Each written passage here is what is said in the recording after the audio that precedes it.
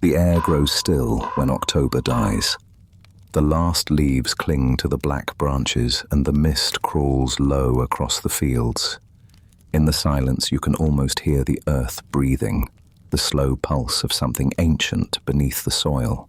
Once our ancestors feared this night, not for the costumes we wear now, but because they believed the dead walked among them, drawn by the dying light of the year. This is the night when the veil grows thin and the fire remembers every name it ever warmed.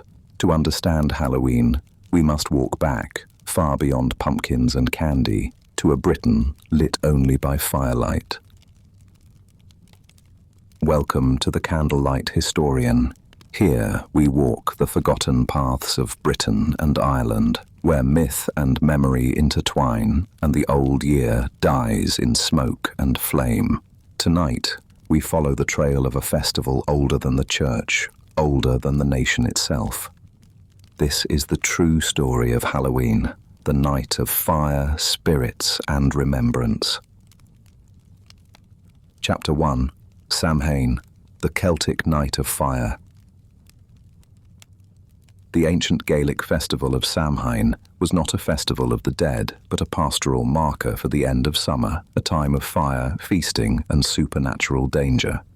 To find the origin, we must first learn its name, not Halloween, but Samhain. In the Old Irish, the word is Samhain. You would hear it spoken as Samhain. The etymology is beautifully simple, and it holds the entire key to the festival's original purpose. It is a composite word, Sam meaning summer, and Fuin meaning end. This was, quite literally, summer's end. It was the great hinge of the year, the closing of the bright, productive half and the commencement of the dark, cold half. This was not a date chosen for ghosts. It was a date chosen by the earth, by the light, and by the herds. Samhain was one of the 4 great quarter days that structured the ancient Irish year, alongside Imbolc, Beltane, and Lugnasad. These festivals were bound inextricably to the rhythms of a pastoral economy. At Samhain, the harvest was finally complete, debts between neighbours were settled, and most importantly, the livestock were brought down from their high summer pastures to be sheltered for the coming winter. This was a time of reckoning. Animals not selected for breeding were slaughtered. Their meat was preserved, salted, and smoked to provide the vital food source that would see the community through the lean, dark months. This convergence, the final harvest, the management of the herds, made Samhain a natural and necessary time for large social gatherings, for great assemblies, and for feasts. You will often hear that Samhain was the Celtic New Year. This is a powerful and romantic idea, first promoted by scholars like Sir John Rhys and Sir James Fraser in the late 19th and early 20th centuries. But modern historians, such as Professor Ronald Hutton, have argued this assertion rests on flimsy and unreliable evidence drawn mostly from late Manx folklore. While it is true that some medieval Irish tales list Samhain first when naming the quarter days, this is not conclusive proof. The evidence for Samhain as a seasonal and economic turning point is robust. The evidence for it as a universally recognized new year is, at best, speculative. Its seasonal function is its root, but its mythological character is its soul. Our primary sources for this come from the medieval Irish sagas written down by Christian monks between the 9th and 12th centuries. Though filtered through a Christian lens, these texts are believed to preserve the shape of much older oral traditions. In this literature, Samhain is consistently portrayed as a time of profound liminality. It is a crack in the year, a period when the boundaries between the human world and the other world, the altar or cedar, became dangerously thin and permeable. On the night of Samhain, the portals to this other world, often located in the ancient burial mounds that dotted the landscape, were believed to open. This allowed their inhabitants, the Aussie, to emerge and walk freely in the mortal realm, And we must be clear who these beings were. They were not simply the ghosts of deceased human ancestors. They were a host of powerful, capricious, and often terrifying supernatural beings, gods, fairies, and monsters. This annual intrusion made Samhain a perilous time. Folklore warned against lingering in liminal spaces like crossroads or the boundaries between fields, where an encounter was most likely. The sagas place their most pivotal, dreadful events on this date. In the Book of Invasions, the people of Nemed are subjected to a terrible annual tribute. Every Samhain, they were forced to give 2/3 of their children, their corn and their milk to the Fomorians, a race of monstrous demonic beings representing chaos and blight. This narrative frames Samhain as a time of dread and oppression. Elsewhere, the hero Caelte, in the Colloquy of the Elders, recounts how 3 female werewolves would emerge from the cave of Cruachan every Samhain to slaughter livestock, until he finally defeated them.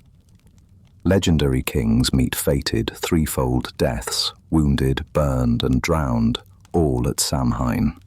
These accounts, while not direct records of religious practice, firmly establish Samhain's character in the Irish imagination as the most supernaturally charged and dangerous night of the year. To face this darkness, the community gathered, and they lit fires. Irish literature and later folklore consistently associate Samhain with great assemblies and ritual bonfires at major ceremonial centres.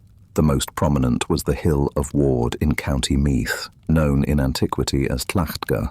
A powerful tradition, recorded by the 17th century historian Geoffrey Keating, holds that Tlachtga was the site of a great fire festival. On Samhain Eve, it was said, all the fires in Ireland were extinguished, plunging the land into a profound communal darkness. The Druids would then assemble at Tlachtga to kindle a new sacred bonfire. From this single flame, embers were carried to ceremonially relight all the hearths across the land. It was a ritual of communal renewal, a reassertion of order against the encroaching dark. The very term bonfire may derive from these practices. Animal bones were reportedly burned in the flames, a bone fire, intended to purify the land and ward off evil spirits. Modern archaeology has begun to corroborate the importance of these sites. Excavations at the Hill of Ward have revealed evidence of intense, large-scale burning and significant deposits of animal bone, consistent with mass feasting. Nearby, at the spiritual capital of Tara, the oldest major structure, the Neolithic passage tomb known as the Mound of the Hostages, is astronomically aligned with the sunrise around the time of Samhain. This alignment proves that this date, this turning of the year, held a sacred significance in the Irish landscape for thousands of years, long before the arrival of the Celtic-speaking peoples. Their own traditions were likely layered upon these much older sacred sites. So the picture that emerges from this foundational evidence is complex. The earliest data points to a seasonal, agricultural marker. The supernatural elements, the thinning veil, the intrusion of the Sidhe, derive from later literary sources written by Christian monks. The most dramatic fire rituals are recorded later still. The popular image of Samhain is an amalgamation of sources from different eras, not a single unified pre-Christian reality. Chapter 2. The Christian Veil, from Samhain to All Hallows Eve. The Christian feasts of All Saints and All Souls' Day were not designed to replace Samhain, but their coincidental timing and powerful theology created a new, hybrid tradition centered on the human dead. The Christianization of Britain and Ireland in the early medieval period initiated a profound transformation of the ritual year. The seasonal turning point of Samhain did not disappear. It was instead overwritten, reinterpreted, and fundamentally reshaped by new Christian feasts and a powerful new theology. This brings us to the most influential theory about Halloween's origins, articulated by Sir James Frazer. This theory posits that the Roman Church deliberately moved its feast of All Saints' Day to November 1st in order to supplant and neutralize the pre-existing pagan festival of Samhain. It is a neat and compelling story of cultural appropriation, but a meticulous re-examination of the historical evidence by Professor Ronald Hutton has mounted a formidable challenge to this long-held assumption. The timeline simply does not support a Celtic-inspired papal strategy. The earliest Christian celebrations honoring All Saints were held in the spring, often in May. The practice of celebrating this feast on November 1st appears to have originated not in Rome and certainly not in Ireland, but in the Germanic areas of Europe. By the year 800 AD, churches in both Anglo-Saxon England and the Frankish Empire were already observing All Saints on November 1st. During this exact same period, the Irish Church was still celebrating its equivalent feast, the Féil na Naum Nuile, in the spring, on April 20th. It was not until 835 AD that the November 1st date was made mandatory, and even then, only for the Frankish Empire. The evidence, as Hutton argues, makes it far more probable that the November date spread from the Germanic world to the rest of Europe, including the Celtic regions, rather than being a Roman response to a Celtic festival. The convergence of the two festivals appears to be more of a historical coincidence. It likely stems from two separate traditions, one Germanic, one Celtic, both marking the beginning of winter rather than a deliberate act of cultural co-option by the Church in Rome. All Saints' Day, however, was not the most significant development. The true shift in the festival's character came with a later and far more influential innovation, the Feast of All Souls' Day. This feast, dedicated to prayer for all the faithful departed, was formally instituted on November 2nd by Saint Odilo, the abbot of Cluny, in the year 998 AD. The practice spread from the powerful Cluniac monasteries across all of Western Christendom. All Souls' Day was the direct consequence of a specific and powerful medieval Christian doctrine, the concept of purgatory. The Church taught that after death, many souls were not yet pure enough for heaven, but not damned enough for hell. They existed in an intermediate state, purgatory, where they underwent purification. And here is the crucial part. It was believed that the duration and intensity of this purification could be lessened by the prayers, masses, and charitable acts of the living on their behalf. All Souls' Day became the focal point of this vital intercession. Its placement on November 2nd was theologically logical. The day after honoring the saints in heaven who could act as intercessors, the Church turned its attention to the souls in purgatory who were in need of aid. The timing was also thematically perfect. The end of autumn, the onset of winter, the dying of the natural world was seen as a fitting season for contemplating mortality. This development leads to a critical question. Was the Church simply rebranding a pre-existing Celtic feast of the dead at Samhain? The answer, based on the primary sources, is no.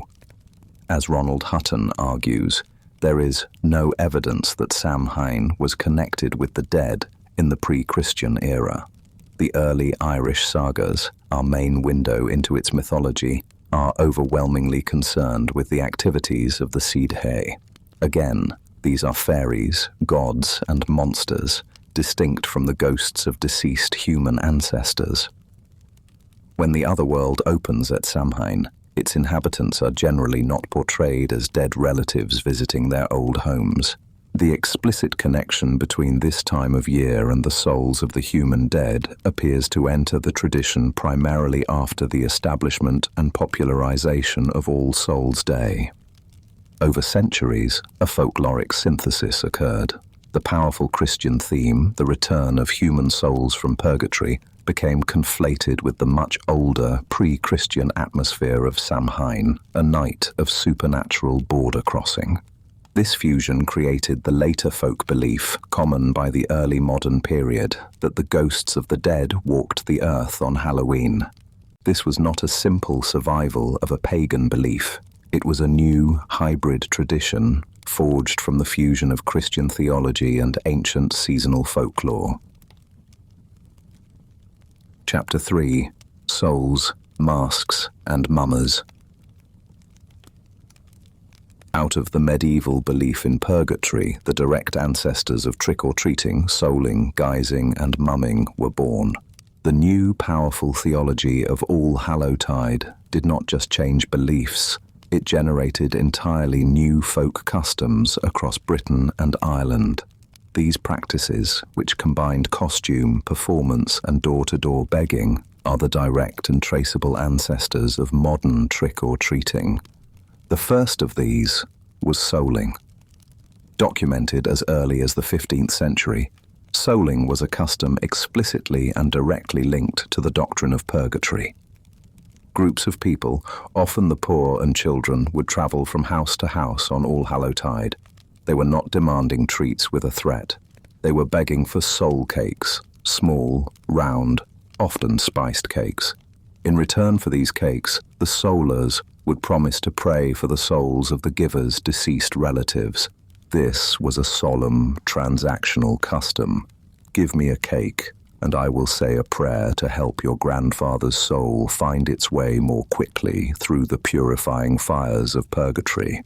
The custom was so widespread that Shakespeare referenced it in his 1593 play The Two Gentlemen of Verona, where a character is accused of puling like a beggar at Hallowmas. The second related tradition was guising. This was particularly strong in Scotland and Ireland, with records dating back to at least the 16th century. This involved children and young people donning costumes or disguises and masks, sometimes called false faces. They too would go from door to door, but unlike souling, which involved a pious promise of prayer, guising typically required a performance. The costumed visitor had to perform a trick, a song, a poem, a joke, or some other form of entertainment in order to earn a reward of food, fruit, nuts, or coins. The act of wearing a disguise was sometimes explained in later folklore as a way to imitate and thus protect oneself from the malevolent spirits thought to be wandering the earth on that night. Finally, there was mumming. This was a broader folk tradition of costumed processions and performances found across Britain at various festive times, including Christmas. At Halloween, it involved similar door-to-door visits by costumed groups who would perform short scenes or folk plays in exchange for food and drink. These three intertwined customs, souling, guising, and mumming, establish the fundamental structure of modern trick-or-treating. It is critical to understand that these are not vague pagan survivals. They are, instead, a direct and logical outgrowth of medieval Christian belief and social practice. The doctrine of purgatory provided the theological impetus for souling, creating a framework for a transactional exchange between households and visitors on behalf of the dead. This established the core pattern: a door-to-door visit, a request or performance, and an exchange for a reward. The Church, then, did not merely absorb Samhain. It established its own distinct feasts with their own powerful theological rationales. And these new feasts, in turn, generated entirely new folk customs. Over the centuries that followed, the potent themes of the Christian feasts, the commemoration of the human dead, became fused with the ancient atmosphere of the seasonal festival, a time of supernatural liminality. This fusion created a new folkloric synthesis, something neither purely pagan nor purely Christian, but a unique product of their long and complex interaction. Chapter 4: Fires in the Fog, Regional Folk Survivals.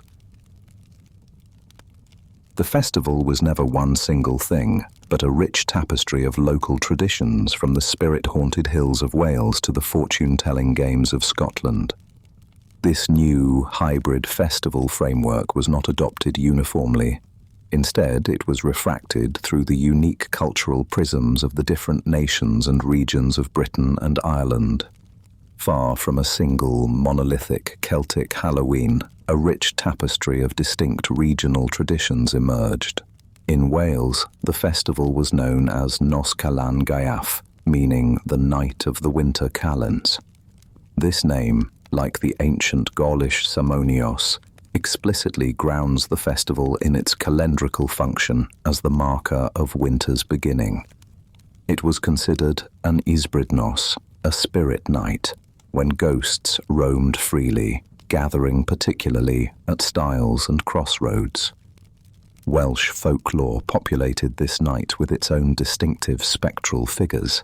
Chief among these were the Hwch Dwgt, a terrifying tailless black sow, and the Ladi Wen, a ghostly white lady often said to be headless.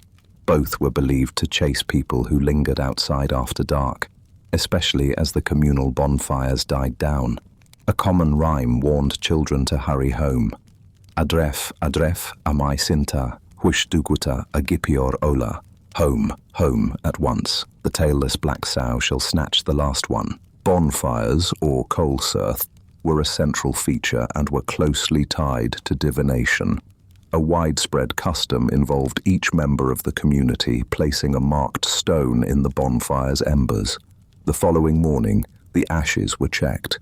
If a person's stone was missing, it was taken as a dire omen that they would die within the year. As in other regions, divination for future spouses was extremely popular. Practices included peeling an apple in a single unbroken strip and throwing it over one's shoulder to see the initial of a future partner. A special dish called stwamp no, RIW, or mash of 9 sorts, was prepared, into which a wedding ring was hidden. The person who found the ring was destined to be married soon. On the Isle of Man, one of the most unique and continuous traditions is preserved, known as Hop Tuna. The name is believed to derive from the Manx Gaelic refrain of a traditional song, Sho Tan Oi, meaning, "This is the night." It is considered the oldest continuously existing tradition on the island. A hallmark of Hop Tuna is the carving of lanterns, not from pumpkins, but from turnips, which are known locally as moots. Children carry these turnip lanterns as they go around the houses in costume, singing traditional Hop Tuna songs in exchange for treats or money. This is a direct descendant of the guising tradition. In the past, children who were refused a treat might batter the door with the turnip stumps, an early and literal form of trick or treat. Manx folklore also included specific divination customs. One notable ritual involved the making of sodag valu, or dumb cake. It was so called because it had to be prepared and eaten in complete silence by a group of young women. After eating, they would walk backwards to bed, hoping to see their future husband in a dream. In Scotland, we have an unparalleled ethnographic record of 18th century customs, preserved in the 1785 poem Halloween by Scotland's national poet, Robert Burns. The poem, complete with Burns's own detailed annotations, reveals a celebration overwhelmingly focused on social gatherings, games, and above all, divination for love and marriage. Burns describes a lively gathering of merry, friendly country folks who convene to burn their knits and pow their stocks and hoard their Halloween. The poem meticulously catalogues the charms used to discover the identity of future spouses. These included pulling kale stalks. With their eyes shut, participants would pull a cabbage stalk from a field. Its size and shape, large or small, straight or crooked, were believed to be prophetic of their future partner's physique. The amount of earth clinging to the root signified their fortune, and the taste of the stem indicated their temperament. Burning nuts. A pair of nuts would be named for a young man and woman and placed side by side in the hearth fire. If they burned quietly together, it augured a harmonious relationship. If they hissed, sparked, or jumped apart, it foretold a difficult or failed courtship. Winding the blue clue. A person would steal away to a kiln, throw in a ball of blue yarn, and begin to rewind it. Towards the end, something would hold the thread. The person would call out, "Wahords, who holds?" A voice from the darkness was supposed to answer with the name of their future beloved. The evidence from Burns is significant because it demonstrates that in late 18th century Scotland, the dominant character of the night was one of romantic fortune-telling and communal fun, rather than fear of ghosts or the dead. Finally, in England, traditions were less uniform and often highly localized. In Somerset, a unique festival known as Punky Night is held on the last Thursday of October. The local folklore traces its origin to an incident where women went to find their drunken husbands, lighting their way with lanterns carved from mangelwurzels, a type of beet. The drunken men, seeing the bobbing lights, mistook them for punkies, a local term for will-o'-the-wisps, and fled in terror. Children continue the tradition, carrying these mangelwurzel lanterns and singing a rhyme like, "Give us a candle, give us a light. If you don't, you'll get a fright." In the northern counties, a different phenomenon emerged, Mischief Night. This was a night dedicated to playing pranks and committing petty vandalism, removing garden gates, tying neighbors' doorknobs together. But crucially, historical records show that Mischief Night was most commonly celebrated on November 4th, the eve of Bonfire Night or Guy Fawkes Night. The case of Mischief Night is deeply revealing. It demonstrates that folk customs are not permanently fixed to a single ancient date. The themes of rebellion, fire, and a temporary suspension of social order associated with the Gunpowder Plot, a uniquely English post-Reformation commemoration, provided a new and powerful magnet in the calendar. This new date attracted the kinds of rule-breaking behaviors that in other regions were associated with Halloween. This shows that the social function of a custom, in this case a night of licensed misrule, can be more resilient than its original date. Chapter 5. Across the Sea, the birth of modern Halloween. The modern, fright-focused Halloween we know is a 20th century development, largely shaped in America and re-exported, bearing little resemblance to the traditional folk customs of Britain and Ireland. This brings us to the modern festival, the globally recognized iconography of jack-o'-lanterns, costumed revelers, and themes of the supernatural. After our journey through the fog of history, this modern holiday can feel alien. Where are the divination games? Where is the romantic fortune-telling? Where are the soul cakes and the prayers for the dead? If we look at the documented folk practices of the 18th and 19th centuries, a clear pattern emerges. The primary focus, as we have seen, was overwhelmingly on social gatherings and divination, particularly concerning future love and marriage. From the nut-burning rituals in Scotland to the apple peeling in Wales and the dumb cake in the Isle of Man, the activities of the people were predominantly geared towards predicting their romantic futures.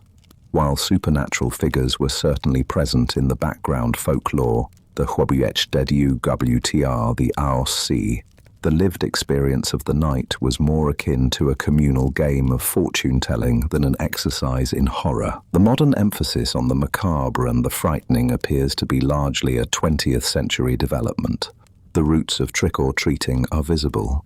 They lie scattered in the past, in the medieval Catholic custom of souling, born from the doctrine of purgatory, and in the secular, performative tradition of guising found in Scotland and Ireland. But the holiday, as we now experience it, this grand, commercialized celebration of all things spooky, was significantly amplified by American commercialization.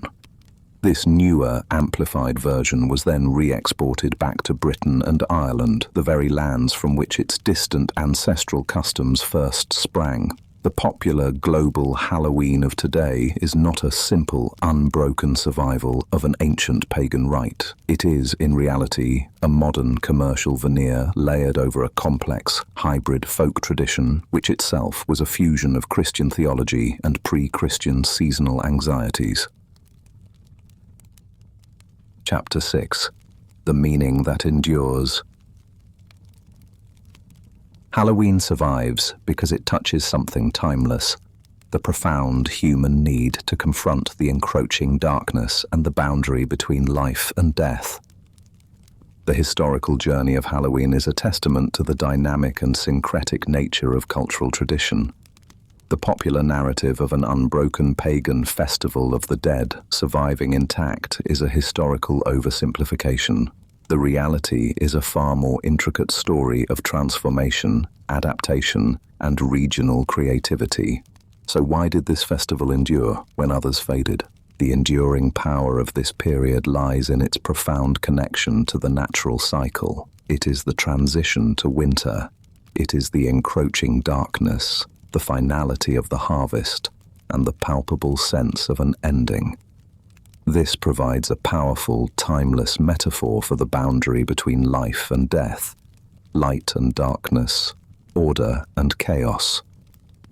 Whether this liminality was interpreted through the lens of pagan spirits emerging from their mounds, or Christian souls in purgatory crying out for remembrance, or the secular license for an evening of mischief, the eve of winter has consistently served as a potent time. It is a time for communities to ritually confront mortality, to contemplate the future, and to manage the deep-seated anxieties and possibilities of the dark half of the year. The modern globalized Halloween, for all its commercial veneer, continues to draw its resonant energy from this ancient and enduring human fascination with the threshold. Every candle in a window, every carved lantern is a small defiance of the dark, a promise that the living remember. Thank you for joining me by the candlelight. The stories that survive the centuries are never truly gone. They simply wait for the quiet hour to be remembered. If you wish to explore more tales from Britain's haunted past, please subscribe and keep your lantern lit.